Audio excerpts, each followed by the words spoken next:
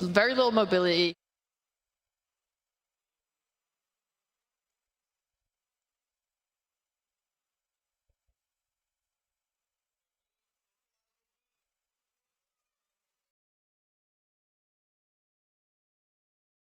Against the puck, like you don't necessarily need to go for bottle, double bracer. You do dominate the matchup, and you mentioned that Void Spirit. I've seen so many Void Spirits suffer against puck. You get coiled, plus one extra hero rotating, whether that's Tiny or something else, especially if you don't go for the Yule Scepter. So to potentially break the coil and also remove the silences can be a bit of a difficult matchup. I know that teams have been picking it instantly as a response to puck, but from the games I've seen, it just doesn't look as strong as it sounds. Yeah, it's just PSG LGD picked it versus OG's puck. They won with it, but most teams are still losing. That's the idea, I guess. Like, idea is also pick your poison. Like, puck is way too strong at the moment. It's a general idea that's shared by plenty of the pro players as well. So what do you pick against it? If you aren't picking the Void Spirit, I guess the Kanka is still an option that some teams have went for. I think you have a few options. The Kunkka, obviously one of them. I really like Death Prophet too. Just this patch, she's looked really, really strong. And like another option of like working with this Viper is instead of trying to bring action to him, you force action. You walk with your Viper, with your DP, with your Exorcism, and you just take map space, you take objectives.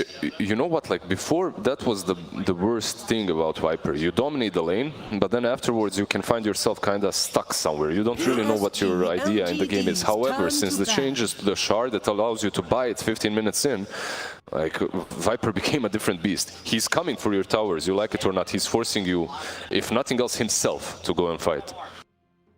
Well, you talked about that Void Spirit, but he is now banned out. So 10 seconds remaining. To address this puck situation happening on the side of OG, perhaps 5 seconds remaining. Maybe they're looking for something on the support line because Marcy could still flex 4 or 5, right? So would like something like a Earthshaker or a Tusk be something that they'd be considering? I feel like Marcy, Earthshaker, and Tusk are usually, you get one of these three. You don't necessarily need them together, as they accomplish a similar objectives in the game, right? So maybe a different position 5 just for Y, something that's teamfight oriented. This definitely looks like position 4 Marcy here, because, and I mean, both Y and Jinq do play it, but looking at some other heroes, if they feel like they need a bit more team fight that needs to be brought, Phoenix is up there. Not the strongest laner, or they want to focus a bit more on the laning stage, because they did lose pretty much all 3 lanes in the previous game, and Enchantress is still available. Yeah. As they do have the break already on their side with the Viper, they can also be thinking about heroes such as Bristleback. So you could go for, like, they only have 2 picks, right? Like on 15 and 16 right now, you can go, you can completely change your draft and the way you're looking at it. This could be a combination, like Kotl Bristle right here. Like anything can happen. Yeah, they also have been the other team playing around with this Elder Titan. Dazzle's still in the pool. There's quite a few 5s, I think, that can work for them right now. I really like Elder Titan's reach as well. He's not, you're never going to stun the puck with it, right? But it is like long reach to help defend your towers, set up for these kills, help Viper get into a fight. Sheep, you usually love Snapfire. Do you love her for this one? I always love Snapfire, but I talk about her so much. Yeah, for sure. Like with Marcy being on your team, it's nice to have 2 active supports, and LGD can actually defend their towers, right? I just don't think Y plays it, or hasn't played it at least this tournament. It could be good on OG as well, right? Like you have that coil already. But Jinq has. Yeah, but then you're putting your Marcy on 5, right? And pair it with your Viper. That is a Pudge. That is a Pudge. Wow. Yep. They played, PSG LGD was one of the first teams to play it on that position 1 in the seasons. It can be on the mid lane as well, but yeah, it's an interesting one. How do you feel about Pudge, guys? It looks good most of the time. If they want to have something that destroys Pudge, I would mind seeing hero like Slardar picked right now, because OG does have 2 picks and PSG LGD does have 18 pick. Oh, we lost. Oh no. Oh no. Oh. I'm gonna ignore Fear, and that hero sucks. Okay, look, What the Prophet is an answer to the Viper lane kinda as well, right? Like you can just send the tree. It's like back in the day, even on the mid lane, you would play the 10 Prophet into seconds Viper. remaining. This conversation comes up every single draft panel that Natures is picked into Viper, 5 but then the seconds actual remaining. reality is this Natures has never outscaled other heroes, and the ability to get on him this game with Marcy, with Pudge, is already like, it's very scary. And they have another counter pick to come out. You're playing against LGD. They will Spectre you without like hesitation. I mean, maybe a bit of hesitation, but there is like that threat there, right? And then your Nature's Prophet is really struggling. Yeah, if they do want to Spectre you, that means the Pudge is mid. And that can be a hit or miss, right? That can be a Yeah. tiny issue. But the Elder Titan that you talked about on OG is picked up. I just love having Elder Titan 5 with heroes such as Prophet, Drow Ranger, anything that's ranged, and then you just man up and run at people with your briefcase. 10 Yeah. seconds This does kind remaining. of give a little against the Spectre, right? As an agi carry, you 5 really suffer seconds against the remaining. aura that like reduces all your armor.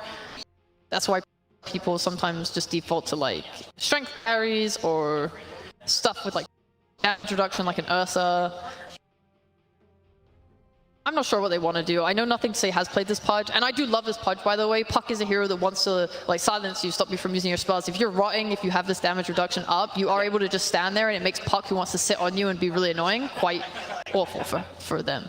I mean, as a lot of people, I do like Nature's Prophet as a respond to Viper, but then again, you're playing into Marcy, one of the heroes that can easily close the gap. You want to keep the distance, but Marcy takes care of that trouble, and also you're going to be playing into Pudge. Oh, There it the is. Spectre. Speaking of Spectre, that's the global presence, and I mean, they did pick this Elder Titan probably preemptively, thinking that Spectre could come out, because later on, once your aura's maxed out, if you manage to get on top of Spectre, it's not gonna feel as strong. And well, looking at the heroes, Nature's Prophet does build into Silver Edge, so having a break mechanic against both Spectre and Viper later on is gonna be good.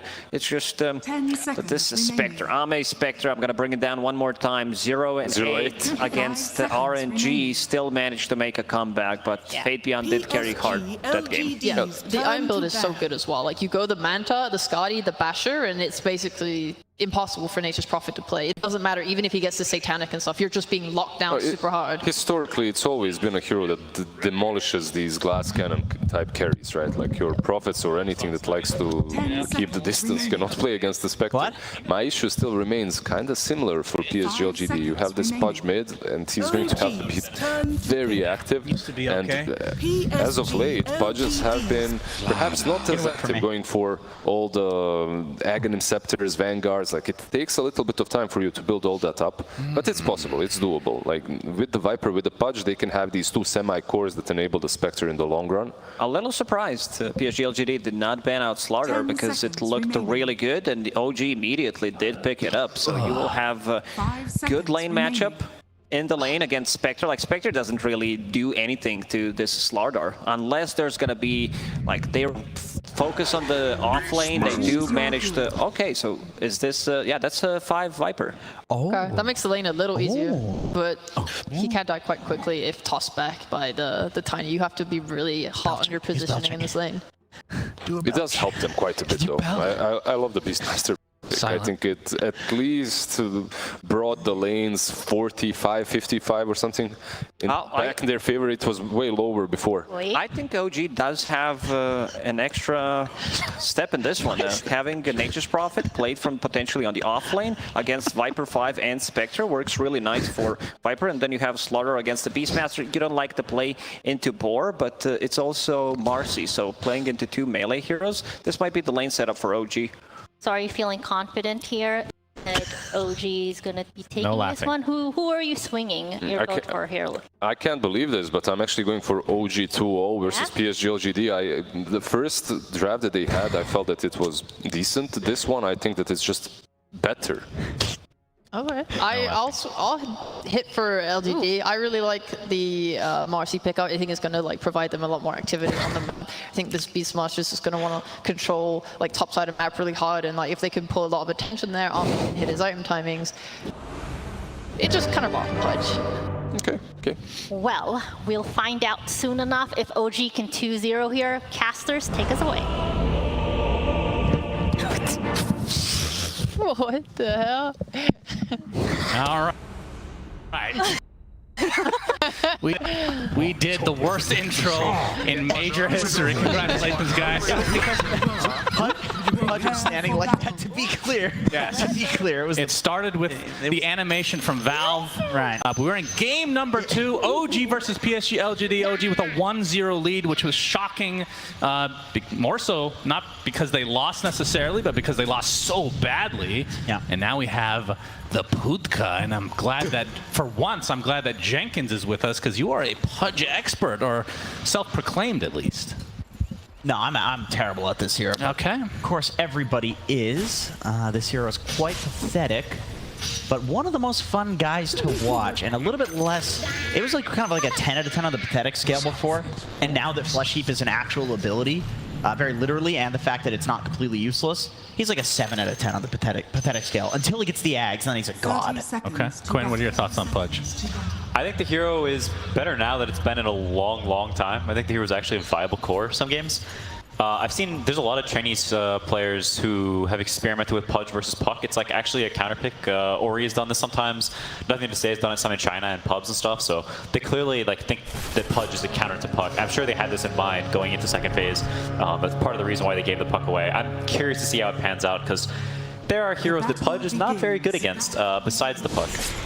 Lamar, right-click battle. The hook comes in from nothing to say. And some damage being done to Amar, and you can see why with that support Viper getting out the poison attacks. Will this lead to a kill? Looks like indeed it will. Who gets the first blood? Trying to give it to nothing to say. One more right-click does it, and that is beautiful for the mid laner on PSG LGD. That's him. One last hit, he's going to get his bottle. He got the Treant as well to start things off, so great start for him. And like you said, China's had the most success with this. Obviously, we cast a lot of Europe and especially NA, and it was quite bad in those regions. Yes, there was only 4 Pudge, and it's very bad. I don't think you played any core Pudge this DPC, right? In officials, I do not think so. Yeah. But in Scrim. How did those go? Yeah, how did those go? Top secret info, my friends. Okay. Only Gaben gets to know. Not so well. Not so well. That sounds kind of bad. Guys, don't fucking spoil my my secrets here. But yeah, what do you guys think of the both lineups? I think this Beastmaster pick is pretty salvaging for LGD. I think before that pick, the heroes were sort of very like vulnerable to getting run at and ransacked by this like Puck Slardar sort of like all around in the fight and being really annoying. So I think this Beastmaster gives them more like structure and allows them to sort of stand together and like actually fight back. It gives someone to help this Pudge. And Very fire. Seb actually stays alive. Nicely done. But now with very little HP. Jenkins, what are your thoughts on the lineups? I'm going to go ahead and go for the Pudge lineup and say that one's a lot better. Now, I feel like LGD, they weren't messing around with the lanes of this game. They start with the Marcy Viper. We talked about it. It's like there's very few heroes that do well against the Marcy Viper in lane. Nature's Prophet comes out, and then they flex so that there's the Beastmaster on the off lane instead. I thought that was pretty cool. And I do feel like Pudge is actually a puck counter. I can't say exactly what it is, but in fights, it does feel like you can pretty easily kill a puck, and coiling you just nothing. Yep, why? He's dead, but will Amar beat the trade? One more right click will do it from Ame, and he finds him. So 1 for 1, but favoring PSG LGD as the Viper is the support. Ame getting forced out of the lane for now, though. And in terms of like the Spectre gameplay, I mean, we can talk about itemization later, but does this feel like a game that he can take off? Because the Juggernaut game was, I mean, the laning stage he lost horribly, just never caught up.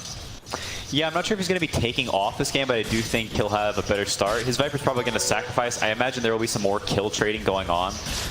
It's kind of volatile at this point since Viper just TV'd back in, so if there's a bit of a mess up, whoops. Oh my, that's a Jenkins hook right there. No, that's because of that low ground. It's like kind of the Z-axis. Yeah, the Z-axis is a bit of a problem, so that happens. It's like that with Pango too. Yeah, that's right. That's right. Yuragi getting some help thanks to the Echo Stomp from Seb.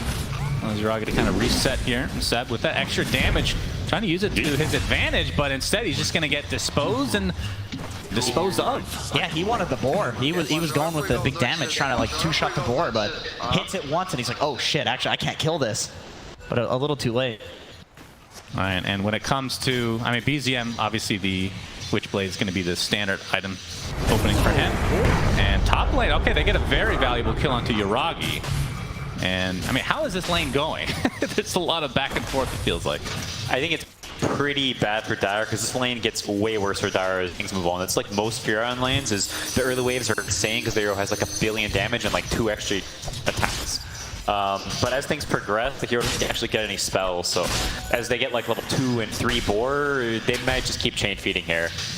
Okay. They do have the bright spot that Puck and potentially TP up there and turn things around, but in this matchup he's like mega rushing Witchblade with no boots, no null, no anything like this because you kind of want the damage against Pudge. So the downside of that is he's not going to have this boots early to rotate top, and it's possible he's low on regen because, you know, Robo Magic doesn't give you any regen, not playing Raindrop. Oh, trying to contest the rune. Taiga gets off the nice avalanche and toss, and BZM takes it, and now that's going to turn into a kill into nothing to say. Absolutely punished. Beautiful TP from Taiga. I didn't think he was going to get there in time, but it really worked out for OG. Yeah, that is pretty rough. This Puck hero, when it has a free game, is an absolute monster. They really don't have the means to gank this guy mid so much, so they're just going to keep pressuring side lanes and just let mid be mid, I think. Another dispose coming from Jin Q. Faith Beyond. Echo Stomp comes.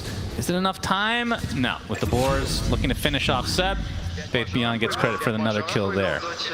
Maybe we'll see some more hooks on runes instead since he can get refreshed, so he doesn't have to put himself in that position.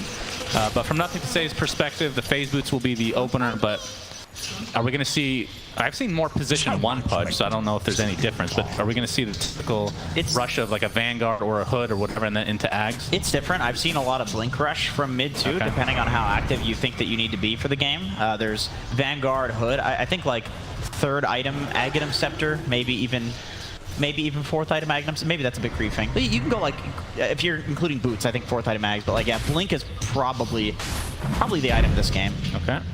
Almost dispose on the Seb, not able to get to high ground though, onto the cliff. Yeah, you can sort of opt for some other things. I've seen a lot of Chinese Pudges do like phase boots into BKB. This game BKB is kind of crap, so probably won't buy it first item. I could definitely see the Vanguard. But even Vanguard, they have the Slaughter amp and they have quite a bit of magic damage, so it's like not that easy for them to itemize in like some super, you know, like ideal way. Yep, the crush onto Y, Nothing to Say. Now has his hook back as Taiga finds himself inside that disgusting rot. Along with the right clicks from Y, is a beautiful combination, and Nothing to Say. 2nd stack of Flesh Heap.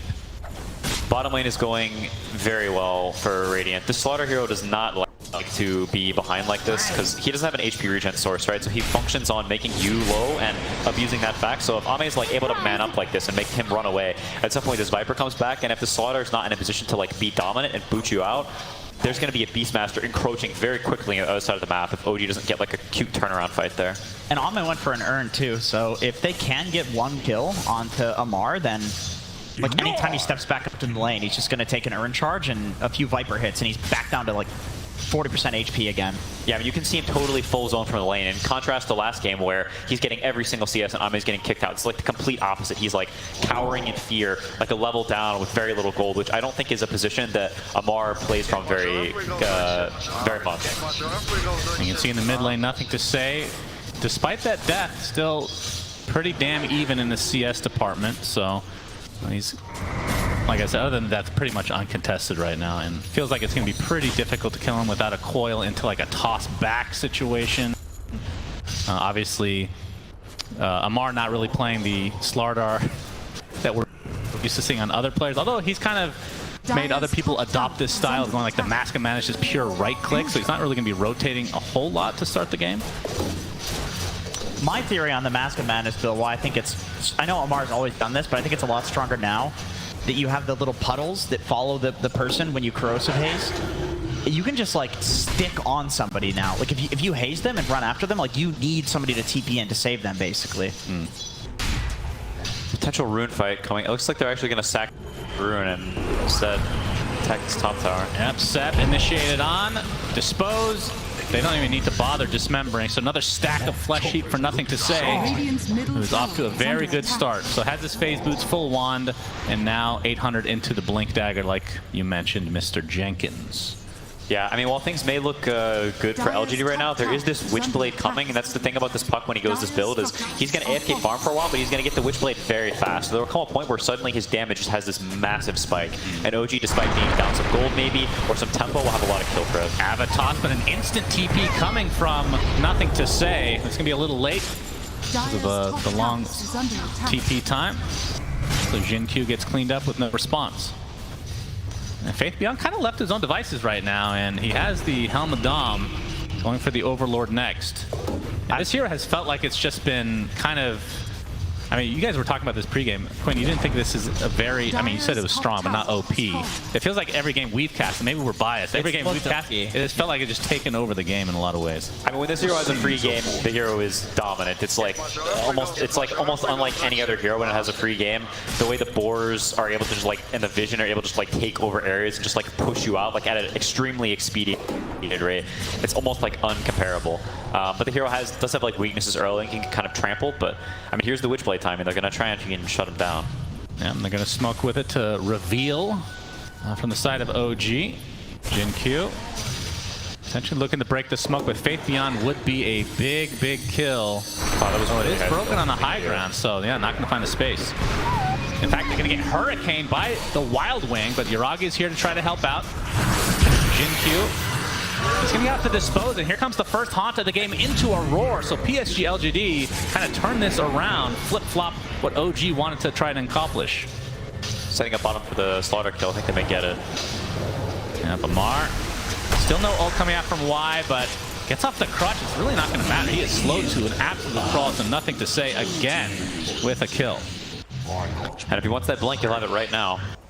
Radiant's middle tower. Back to that smoke play, or the smoke break from LGD. Ooh, BZM is walking right into all these creeps. Yeah, he's going to get the coil. It's going to break immediately at half HP for Faith Beyond with the Nature's Prophet ult coming in as well. So OG able to get something after giving up quite a few kills. And Yuragi has the Hand of Midas, by the way, so just looking to farm. Actually, talk to me about that item, Kim, because it feels like it has gained popularity beyond what we expected, especially DPC. I feel like we almost never saw it. Yeah, I honestly don't know what made this item spike in popularity so much. I'm not even sure if it's objectively good or if it's just one of these flavor of the month things where everyone sees, hey, I'm at bottom Midas, you'll see that? Maybe it's good. And then everyone else starts buying Midas. Right. Yeah, my theory on it was essentially that people started getting it as a response to other carries having Midas. Where it's okay, so just so we don't fall behind their carry, there's probably some other solution to it, but just because there's not enough time before the major, let's just buy a Midas on our carry as well. Yep, it's definitely worked out for some teams. Others not so much. Nothing to Say. Looking to blink reveal. Smoke is going to be popped. Instant dismember, but the stuns are coming. Nice avalanche coming out. And Nothing to Say actually dropped right off the bat as nice TPs coming in from OG. They're only going to lose their support Tiny for now. As Seb looks like he's walking away, but the coil expended onto 2, but the instant roar to try to counteract this. And this is going to get punished potentially onto the Puck. And down goes BZM. So maybe not on the same page as the rest of his team, but still, they found the pudge at the beginning of the fight. Mars a psycho. This is insane. He's continuing on with that puddle like you're talking about, the extra move speed. Middle tower is under attack. Gonna get some damage on the tier 1 tower, but Faith Beyond trying to defend. We can see Nothing to Say coming in on that Putka. Beautifully done, but the avalanche cancels the dismember. And Nothing to Say gonna get crushed now as the Faith Beyond Wild Axe is continuing to stack, so Yuragi has to be a bit careful. Even Ame's come to play. And right clicks from Innocence, but another blink in from Nothing to Say. Instant bash from Amar, but Amar's the one that dies this time. Hook not connecting this time as now they turn their sights to the tier 1 as suddenly this game has just gotten super action-packed. Yeah, this Blink is actually owned. I didn't realize he just doesn't take any damage with the stupid flushies. That's true. And Taiga stuck on the wrong side here. He's going to get disposed by Jin-Q as Innocence kind of sticking to the high ground. He's going to get sprouted as Taiga looks to be a free kill for PSG LGD. But you can see Innocence holding his own ground against most of OG as Roshan actually is the one that takes out Taiga. But PSG LGD still going to be happy with this overall exchange as they... to say they're going to push the tier 1, but maybe they continue to fight here. I'm not sure. So in the initial fight that led to all of this happening, Nothing to Say blinks in and didn't get off his flesh heap. And so he just melted. He looked like the old Pudge, which is pathetic. And we have a haunt, and that is for Yuragi. So bottom lane, punished again. PSG LGD. Yeah, that was a really fast setup from Xingqiu. He showed up bottom lane, and like half a second later, Xingqiu TPs. You see him pinging on the map, and they immediately haunt on this. Like, it's a super clutch play. And in a game like this, where your heroes get rolling super fast, like there's going to be a point where they get to this super dom, they get to this Manta, Pudge starts getting a bit more HP, and there's a world where Dire's heroes can sort of get trampled. Like, you get jumped one time and obliterated, and the map can sort of fall apart. You see a smoke from OG. They're going to find Xingqiu to start. The Avatos is there, but the hook save. Obviously, Nothing to Say can't do too much more as Xingqiu gets off the rebound, but that last right click is enough to take him out in the end. But the turnaround now, the BZM with the Dismember. Avalanche is trying to cancel it. Illusory Orb is out, but he's taking too much damage and will fall as a result as Taiga just trying to toss that fat, juicy Pudge away. He's successful for the time being in keeping himself alive, but a roar from Faith Beyond and another death, it looks like, for Yuragi. This flesh heap, man. Nice Avalanche again, but it's still double kill for Y as Taiga. He's the one running, still an earn charge on him. Dagger coming up. And Dagger's there. Avalanche is going to be up in 1 second. One more axes, and that, with that earn charge, will be enough as, again, PSG LGD getting a great exchange. Yeah, it's definitely worrisome for OG. With this Manta and the Beastmaster timing coming up, they can also take Roche very easily, and it's not particularly easy for Dire to contest. They don't have any blinks yet. Slaughter might be starting to close in on his, but he's quite behind, so if Radiant plays in formation, they play around the Beast units, they play around this Pudge, like looking with hooks and blink dismembers, it can be really hard for Dire to potentially contest a Roche. Radiant's middle And tower Nothing to Say under working attack. on a BKB. Has the Ogre Club right now. And I mean, for a mid-Pudge, how important is it for you to be towards the top of the net worth? I know it's a weird question, but it feels like with the Blink build, you're kind of fighting a little bit more, not farming as much. Yeah, I think staying up with the rest of the game in terms of net worth is like quite important. It's not a hero that functions very well with no items. Like if you're fat figuratively and literally, then you. I know a lot about that. Thank you. You looked right at me when you said that. Appreciate it. That's not true. He looks right at you. Hero left. Yeah, it's also me. Thanks. No, that's he looked right at you again. That was very. This is slander. Well, OG, or I should say LGD, into the pit, and they get a free Roche. And that is an Aegis for Ame on that Spectre. And I'm a little surprised they only have a 2K lead, if I'm being honest. Yeah, Fury has that fight as we talked about. Yeah, true. Is under attack. Little mini Alchemist game. Bolting down that gold. Stop saying everything's Alchemist. Everything's an Alchemist game. You said it about Doom, and Howie was like, no, it's not like that. He agreed. No, He was just joking on camera, and then off, he's like, yeah, just wanted to let you know I really agree. Nothing to Say. Almost done with the Mithril Hammer, so essentially a recipe away from the BKB, which you said it's not the greatest BKB, but to be able to channel Dismember is kind of required. Yeah, it is a very big deal. They only have the crack to cancel it or a Slaughter Bash. And it's quite hard for Slaughter to just run in this game. I feel like after the BKB, Nothing to Say probably just goes for like all armor items. Like Yeah. Shiva's, I mean, Lotus is a bit of a like, you know, more of like a support item. You know, maybe Shiva's AC. That sounds cool. That's a bit like a core build. Yeah, you want a core build. Yeah, you want to be a core. Yeah, that's right. Smokes on each side. The tier 1 tower not able to be denied. So LGD get another bounty their way. They have TP coming to Marcy. Very important there. Super Dom has been acquired. Oh, we got the Blink Dismember, but the instant cancel again. Taiga with the quick fingers. Gets the toss off as well, but he's slowed to a crawl. This will likely be the death of him, trying to deny himself to the tomatoes, but the dispose is there in time.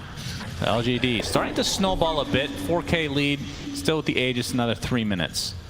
Yeah, I mean, this stage of the game, if it ever, like, if a team ever reaches this point where you start to have to leave your triangle because you can't fight it, things can start to disintegrate very quickly because now you're sort of, you have to split up to farm, otherwise you get no gold, and you're splitting up, so you can be picked off very easily, which is sort of, you can see right now, Xingqiu knows, and he's looking in these tree lines. Yeah. They might even haunt for vision if he doesn't find him right. He's got the right read. Right there. So they did Haunter Vision. They did, and now they're going to go on top of Yuragi, but he TP's out in the nick of time. Is under attack. And now Seb is the one that they shall pursue. Attempting to TP. Will there be a stun? No. Radiant structures are fortified. That was really close to being really bad. No keen optic on Marcy, otherwise that would have been really bad. It feels like OG have done a pretty decent job of wasting a bit of this Aegis time, but they haven't really gotten a whole lot out of it yet. Dire's bottom Yeah. tower is under attack. I don't know if this game gets easier for OG going late, though. Like, I feel like Pudge does really well against both Nature's Prophet and Puck. Even Slardar late game doesn't feel that bad for a Pudge, because you do eventually build armor items and you damage block. Yeah. Spectre against Puck and Nature's Prophet, like, you destroy both of those heroes. Lamar and company, their smoke is broken by Jin Q. PZM gets off a nice coil and Waning ripped onto 2, though. Nicely done from OG as they just take them out swiftly. Just like that, the 5v3, because PSG LGD still want to fight as Lamar gets initiated on. Most of the dismember damage was done with the rock combination, and that is 1 death for OG now. As Taiga attempting to run away, but nothing to say with this haste rune. Not much you can do against that. So despite being down in numbers, LGD able to even up the fight.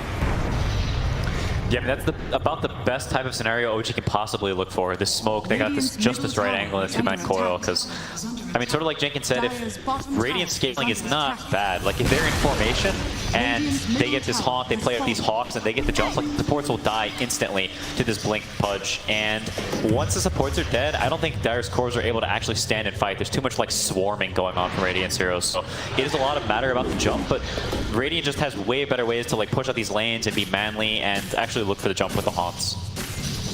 Well, there's going to be more than haunts soon, as Ame was working on an Aghanim Scepter, and he is 600 away from finishing Ags, which I believe the skill is called Shadow Step. I'm not a positive on that one. I usually call it Mini Haunt, just in case. I also do. Yeah, Mini Shadow Step. Is that what I said? Sure, I'll go with that. But yeah, having something like that is... At first when it came out, people were like, I don't know about that. But then they lowered the cooldown, and it just feels like he can be everywhere all at once. You don't need to expend that like really long cooldown haunt just to get one pick off. Yeah, it is a very big deal. The map starts getting super spooky. You can even just use it to poke people. If there's some guy with low regen, suddenly he gets baby haunted and he loses half his HP. Yeah, and there was like LGD likes to make multiple moves at the same time, and that it's like the best item to let you do that, the best skill to let you do that. There's the baby haunt. Yeah. Poke. Ame not continuing. The BKB was Papa Yuragi, and he had some OG members near him. Looks like he's going to be fine, but Jin Q trying to find Taiga. Had the rebound move speed, nothing to say. We'll have to give up his pursuit, but looks like Ags is going to be next on his list. So you were right, Jenkins. Well done. You got the same item that every Pudge has gotten this entire DPC. All right. He didn't actually go the rock talent either. He went the plus armor talent. Oh, really? Yeah. Usually you go the 16% rot slow just because when you get the Ags. But I guess he has good disable on the other. After dismember, BZM is just phase shift. Can he blink out of this? But the axes are there as well. So nice shot from LGD covering all bases. It's Jin Q. He's going to get gone on, but here comes the Shadow Step, and Ame is going to try to turn it around with the help of Jin Q, and that turns into a triple kill for Ame. That seems to be how the Pudge Puck matchup goes, like going late. I've seen that a lot, where you'd think that like, because Pudge is kind of fat and slow, that Puck with all this mobility would be able to get away, but like Pudge can chase with hook, and then you can stand on the phase shift with rots, and even if he uses the little blink coming from the Puck silence, like still like you're probably going to be kept in the rot, and you have the blink dismember for when Puck is showing on a creep wave. I don't know exactly why I want to say Pudge is a Puck counter, but it really does feel like that. I bet the matchup is like the win rate probably isn't that good for Puck. Yeah, it's definitely a combination of a lot of things. And I think this matchup can sort of be rectified for Puck if you have other heroes that can go in for you and be manly. But the issue is his bottom lane went so terribly that he doesn't actually have a Slardar or a Tiny able to like fight with him early, right? It's like him and an ET pairing up, and ET's never going to go in. So you end up in a situation where Radiant has this last pick Beastmaster that's hard to run into, and your runner inners are behind, and you end up in this weird spot where you're just kind of like waiting on this Puck, like looking for opportunities, and that's not really where you want to be when Radiant has, like you said, like 3 blink stuns or something. Eventually you're going to buy an Orchid on the Spectre, and your game's not getting any easier. Do you I mean, it looks like he's going S and K, but do you think that a Lincoln's might be something that he will need? As this dismember has basically taken him out of the game. Missed hook this time, but the dispose into the right clicks from Ame. Bash comes out from Amar. Nothing to say, just really wants those flesh heap sacks. He's going to get another one. 11 No, he for him. did. He was, Yeah, I was about to farming say. the creep wave, or he was farming the creep camp. He was trying to leave the kill to a Spectre. Yeah, I've seen that so many times, but they just don't seem to. Is it because it doesn't scale nearly as well I these don't days? know. I think people might just forget. It's just not a mechanic. Like, nobody's a pudge specialist in the pro scene, right? No. Jenkins is technically, well, he's dip 3 now. Not anymore. Not anymore. I mean, the Remlo guy plays it, but like, Yeah, that's right. That's right. That would be in the pro. 450 AoE is really small. It's horrible. It's horrible. If you get the kill with the hook, though, it does extend the AoE. Yes, of course. I see. It becomes interplanetary. That's correct. If you get the kill while they're in Fountain, do you get a flesh heap?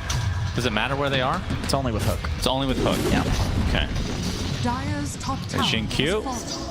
To help with Triceratops here, he will secure a tier 2 tower in the top lane, and that's going to give him the OG outpost. Double damage does spawn in the top. I lied. I read the tooltip. It does work in Fountain if you get the kill. As long as you get the last hit. Okay, that's good. So Urn of Shadows would work too. Yes, that's very big buff for Pudge. Very big. It's extremely important. Yeah. I mean, 11 stacks is a lot at 24.5 minutes, even with the reduced strength that you get. it used to be. It used to be 3, right? 33. Yeah, you'd have 33 strength. Yeah. Those were the days. Were they, though? He was actually worse back. He was worse. That's A lot worse. correct. Yeah. We're going to have the jump, but Amantha stop taking out the sides, and a mass TP from LGD. There's nothing to say. He's going to miss the hook, but the rebound is there from Jin Q and the toss, so LGD, they only get one, and it's a support. But at the very least, Ame lives. In fact, I think he was fine after using that Manta. Yeah, I mean, LGD just really wants this fight right now. They know that they're way, way stronger, and they're looking for anything they can get.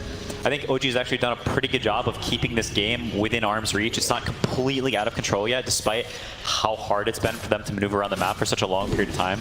But you can see in just the way they're, like, OG is playing, it is a game of cat and mouse for them, and it's not a game of cat and mouse that's getting any easier, or a game that they're that happy playing. Like, LG is going to keep hunting, they're going to keep scaling. This Slaughter has Mom and Blink. He's not like some super beast Slaughter who's going to carry the game. Like, it is very worrying if you're OG, because this game it's hard to play, and you're surviving, and you're playing kind of well. You know, you evade, you only lose some support here or there, but it's not like you have a big timing coming. You're just, it almost feels like delaying the inevitable. No big timing. There's no item you think that will... Yuragi is closing in on the Silver Edge, so I feel like that is one place where maybe Ame can die. Because he feels kind of unkillable at this point. Although this will definitely help him not die, even into the Silver Edge. Yep. So that's going to be a free Aegis and Shard for LGD. Nice ward here. And will the Shard go to Ame with the Dispersion? What? Or will it go Faith Beyond with the Hawks? How did he know he was there? Jin Q. We're going to see the Shadow Step come out from Ame. But BZM looks to be A-okay. All right, Amar is a who took wizard. that Shard? Yeah, that's Go on the Shard watch. Yeah, let's go check out the Shard situation. Up Taiga, he's going to get jumped. And Jin Q with all the catch in the world, and it was the Beastmaster. So you got the old dive bomb coming out from Faith Beyond. I think it was the Spectre, actually. Okay, it was the Spectre, that's right. Exactly what I said. Yes, on point. I mean, the Spectre one's pretty decent. You get that free Spectral Dagger every 7 seconds or something. But here's the jump from OG, and another bash to come. Ame is just dead. So that is an Aegis already off cooldown. You can see the rest of PSG LGD are not even remotely close as the Elder Titan ult just deletes him. And Seb, his high five will not be reciprocated because Ame is dead. Yeah, Ame has 25 base armor right now and only +2 regular or plus armor, so the ET aura just put him to 0 and they completely shredded him. Yeah, that's a rough one. That is one of these deaths where you're like, I don't know, you get this Aegis and you're talking about after, yo, we're so strong, go on the run, push to the lanes, whatever. And you can kind of distract him, maybe you lose focus and you forget that, hey, I can actually die if I'm all by myself, like super by myself. And we'll see what OG can get out of this death timer. Of course, not that he would want to buy back in this situation, but if there was a big fight, this is the best hero to buy back on probably in the game with that haunt still available. But Taiga finally got his blink, by the way, so they're looking to make a move. Okay. Is under attack. Yep, smoke up from OG. Radiant's See LGD not really wanting to play into the hands of OG at the moment.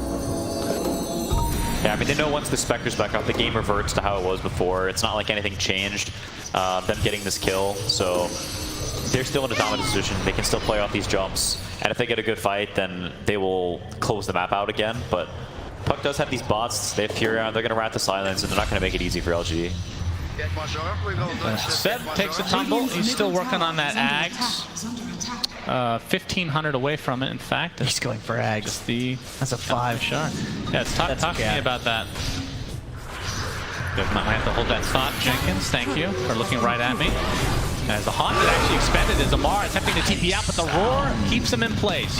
And LGD find another in the form of Taiga.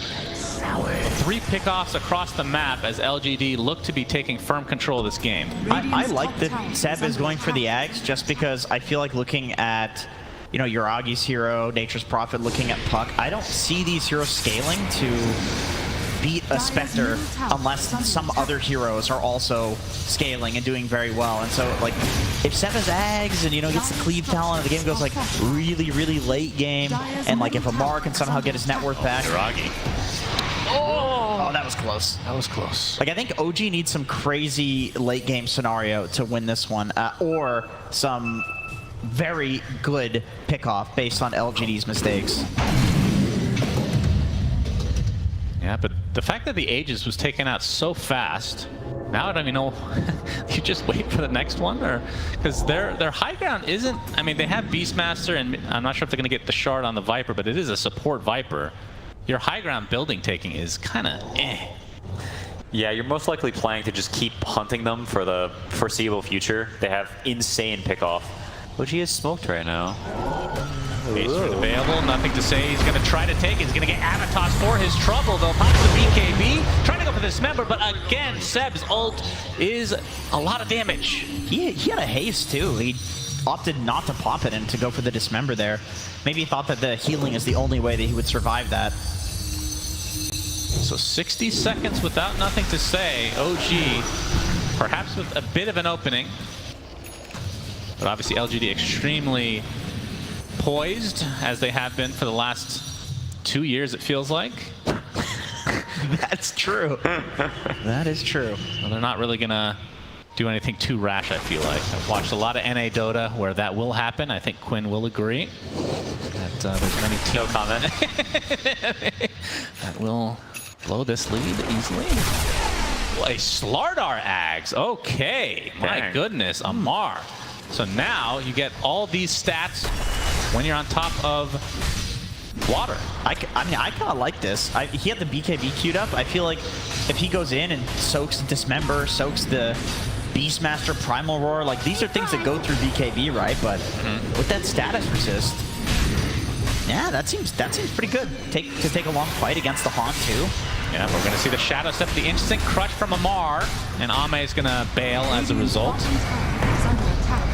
But yeah, not just from the crush creating a puddle, but like you said earlier, the Corrosive Haze changes where it drops a puddle for you. That synergizes directly with the Aghanim Scepter on Slardar. Very cool to see. So he's going to be way tankier now.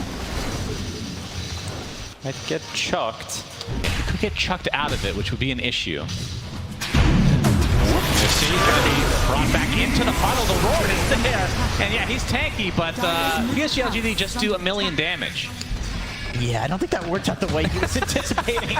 He's like, oh, come on, come roar me, I dare you. All right.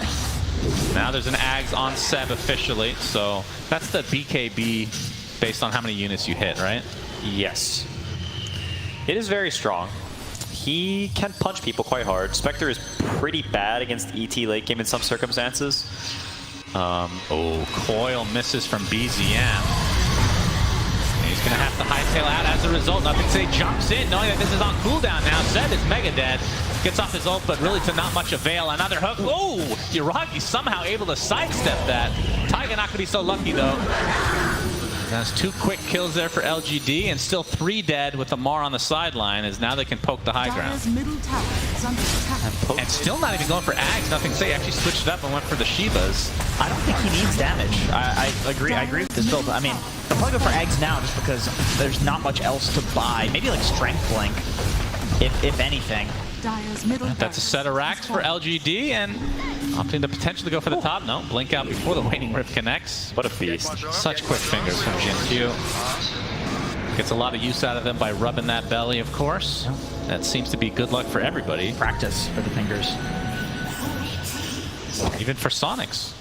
Yes. That was apparently good luck. Helped you get that 1-game victory. A belly rub did occur. Yeah. Not by me. Jack Jack did the honors. Jack's a good lad. Yes. There's a Basher now online for Ame. And obviously he's had that Scotty for quite a while. He is pretty ridiculously farmed. I don't know how you kill this guy without getting a perma-stun with the break. Like, you need so many things to fall in line to get this kill. And even if you do, the rest of LGD are extremely farmed as well. Yeah. Yeah, I mean, there's just these birds flying around all the time, and there's this Pudge who can blink in and give Shiva's vision. Like, you just see so much, and it's so hard to play if you're OG because there's so many heroes that just die if they get going on. Not everyone is evasive as the puck. Taiga looking to go for the outpost, but he's going to die instead. 10k lead for PSG LGD. Nothing to say, still smoked up, so could go for this kill. He's going to go in with... Actually, the Lincoln Sphere was there for BZM, so Dismember will be canceled, but still a lot of damage coming out from Nothing to Say. They're going to clean up 7 quite easily, but at the very least for OG, they don't lose BZM. OG to Daragi's getting bashed in his own base with the Manta style, and so much damage coming out from the Desolate. This might be GG territory as PSG LGD absolutely crushing in game number 2. 37-12 scoreline, and this was a great performance from basically everybody in LGD. Started with the Putka, of course. Did we just witness another shellacking? Was this a backward shellac? I don't think this was a top hat, but yeah, it was on the low scale of shellac.